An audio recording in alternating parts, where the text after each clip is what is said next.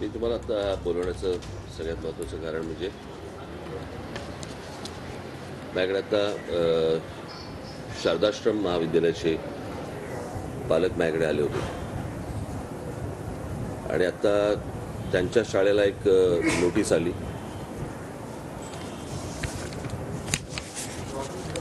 आणि 1ली ते 4थीच्या सर्व शिक्षकांना निवडणुकीच्या कामासाठी म्हणून त्यांनी सरकारने निवडणूक आयोग आणि महानगरपालिका आयुक्त यांनी त्यांना बोलवून घेण्यात आलं आहे.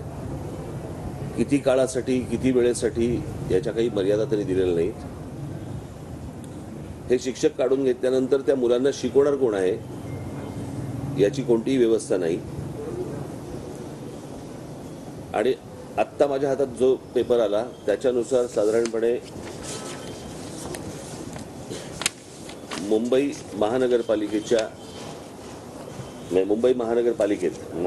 मुंबई शहरात साधारणपणे 4136 शिक्षकांना निवडणुकीच्या कामासाठी म्हणून बाहेर काढण्यात येते.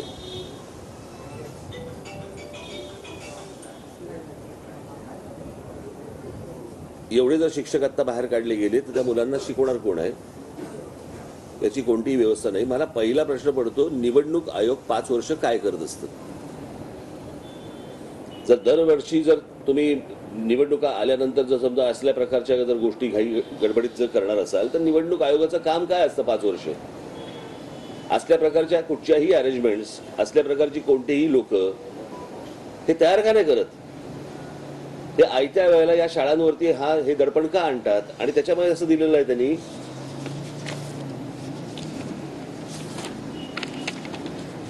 हे वाक्य सगळ्यात महत्वाचं आहे, जिल्हाधिकाऱ्यांचं आणि ह्यांचं कोण, तुमचे निवडणूक आयोग आणि महानगरपालिका आयुक्त,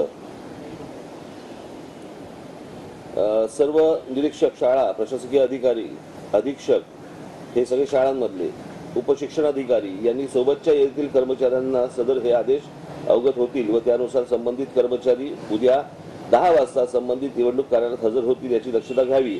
अन्यथा संपूर्ण जबाबदारी आपली राहील. नमूद मतदारसंघाच्या निवडणूक कार्यालयाच्या 10 वाजता हजर व्हावे.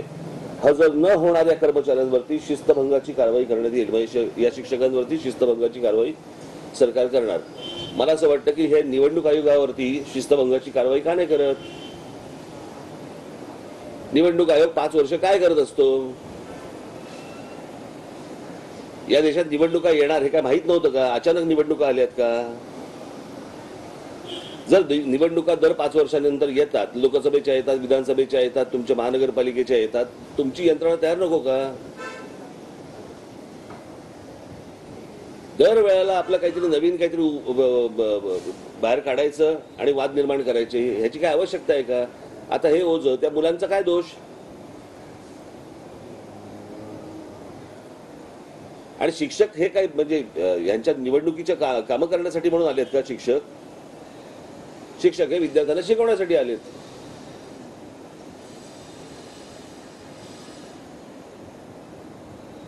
मी आमच्या पक्षाच्या नेत्यांशी बोलून, उद्या आमची बैठक आहे सकाळी. आमचे लोक निवडणूक आयोगाशी तातडीने बैठक बोलून घेतील, त्यांची अपॉइंटमेंट घेतील, त्यांच्याशी बोलून घेतील. आणि त्याच्यानंतर माझी शिक्षकांना विनंती असेल, कुठेही तुम्ही रुजू होऊ नका, तुम्ही विद्यार्थ्यांवरती लक्ष द्या. विद्यार्थी घडवणं हे शिक्षकांचं काम आहे. निवडणुकीचे काहीतरी कामं करत बसणं हे काही शिक्षकांचं काम नव्हे. त्याच्यामुळे त्याची यंत्रणा निवडणूक आयोगाने, आयुक्तांनी, कोणी जे असतील त्यांनी त्याची निवडणुकीची तयारी करावी. लोक नवीन त्यांनी नियुक्त करावेत, त्यांना प्रशिक्षण द्यावं. परंतु या शिक्षकांनी कोणत्याही प्रकारे रुजू होऊ नयेत. आणि मला बघायचंच आहे कोण कुठच्या शिस्तभंगाची यांच्यावरती कारवाई करते ते. त्याच्यामुळे लवकरच या निवडणूक आयोगाबरोबर आमची बैठक होईल. आमचे नेते जातील, त्यांच्याशी बोलणी करतील आणि त्याच्यानंतर पुढचं जे काय असेल ते मी आपल्याशी संबंधित विषय बोलेन. ठीक आहे, धन्यवाद.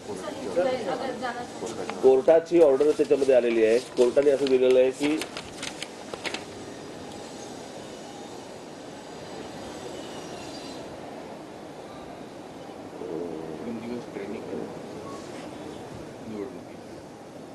निवडणुकीसाठी म्हणून ह्यांनी जो अर्ज केलेला आहे या लोकांनी निवडणूक आयोगाने, त्याच्यामध्ये कोर्टाने असं सांगितलेलं की 3 दिवस ट्रेनिंगसाठी आणि 2 दिवस पोलिंगसाठी एवढंच फक्त आम्ही परवानगी देऊ, अन्यथा बाकीची परवानगी दिली जाणार नाही. म्हणजे कोर्टाचा पण आदेश आहे हा.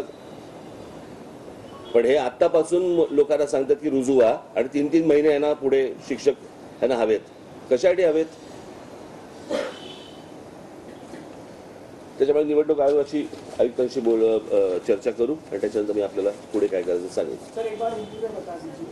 ते बस रे बाबा. सर, पण मध्यंतरी काही संघटनांनी याच मुद्द्यावरून शिक्षक संघटना आहेत मुंबईतल्या किंवा राज्यभरातल्या, त्यांनी प्रयत्न केला की ते सगळे संघटित होतील, परंतु त्यांना असं कणखर नेतृत्व मिळालं नाही आणि त्यामुळे तो प्रश्न पुन्हा एकदा थंड. म्हणूनच आम्ही जाऊन विचारूच ना, निवडणूक आयोगाला विचारू की तुम्ही 5 वर्ष काय करता. निवडणूक आयोगाला असं काय काम असतं? निवडणुकीचा आयुक्त जो कोण असतो, बरोबर आहे, तो तर 5 वर्ष तिकडेच असतो ना, मग तो काय करतो?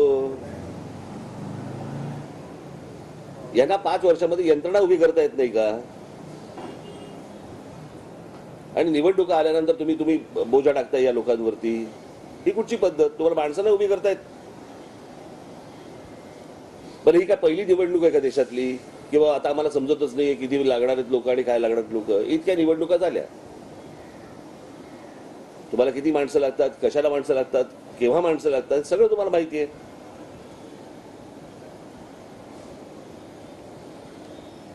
आणि कडक कारवाई केली जाईल. खरे मला असं वाटतं निवडणूक आयोगावरती कडक कारवाई केली पाहिजे. 5 वर्ष झोपा काढता आणि निवडणुकीच्या तोंडावरती जागे होता. आधी तर काम काय असतं ना.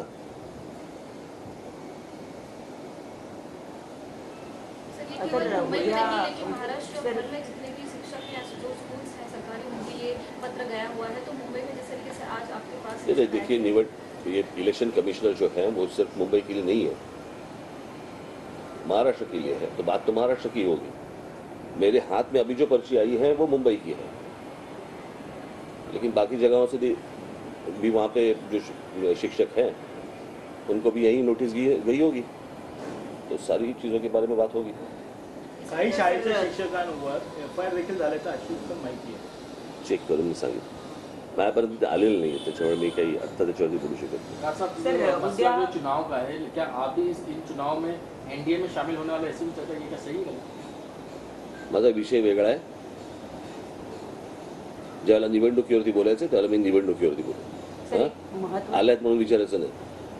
सर, एक महत्त्वाचा मुद्दा उद्याच होणार आहे, महाराष्ट्राचा आहे म्हणून विचारते की विशेष अधिवेशन बोलवलेले आरक्षणाच्या संदर्भात 2 दिवसीय. याने काही होणार नाही. हा विषय राज्याचा नाहीच आहे.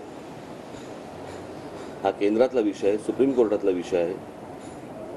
मी तुम्हाला मागच्या वेळेला सांगितलं होतं की ह्याच्यामध्ये टेक्निकल प्रॉब्लेम आहेत, ते सुटल्याशिवाय हे विषय पुढे जाणार नाहीत.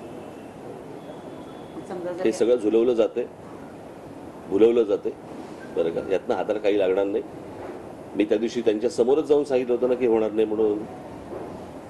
बरोबर की नाही? ठीक आहे, धन्यवाद. तर मनसे अध्यक्ष राज ठाकरे यांनी शिक्षकांच्या मुद्द्यावर या ठिकाणी सरकारला इशारा दिलाय, प्रशासनाला इशारा दिलाय. मात्र आशिष शेलार यांच्या भेटी संदर्भात राज ठाकरे यांनी अधिक बोलणं टाळलंय. तर आरक्षण हा राज्याचा विषय नाही, केंद्राचा विषय असल्याचं राज ठाकरे यांनी म्हटलंय.